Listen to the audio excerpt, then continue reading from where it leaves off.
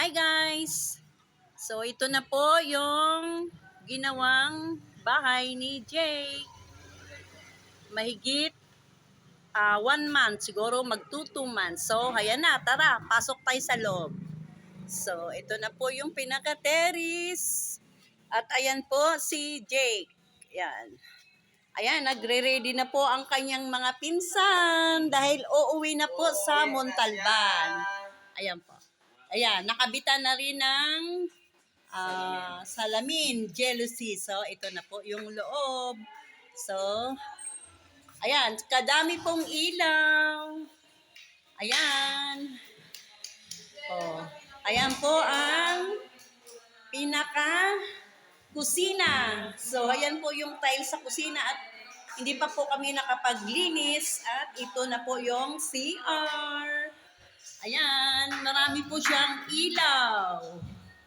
Ayan. So, ito na po yung hagdan pataas. Ayan na po si Kuya Jerwin. So, ayan, may mga salamin na po. Ayan. So, ayan. Akyat tayo sa taas. Tingnan natin yung mga person. So, pag akyat po sa taas, ay meron po siyang 2 kwarto. So, kailangan ng ating ay hagdan. Mag-umpisa sa oro, plata, mata. Oro, plata, mata. Oro, plata, mata. Oro, plata, mata. Oro, plata, mata. Oro. So, nagtapos po siya sa plata. So, ito na po yung unang kwarto. Ayan po. May salamin din. Kwarto yan ni Miss Joyce. So, ayan po yung taas. Ayan. Ayan po yung baba. So, 2 kwarto po. Ito po yung pinaka-master bed. Master bed pa more. Ayan. Master bedroom. So, ayan. Pwede pa ditong maglagay ng computer para sa pagtatrabaho ni Jake. Yan, maglalagay po dito. So, hindi pa po nalinis. Ano sa mga...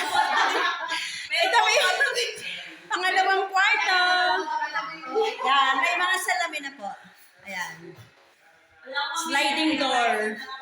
So, nilagyan po namin ng screen. Kasi medyo may mga malunggay dito. May puno ng malunggay. So, may screen po. Ayan.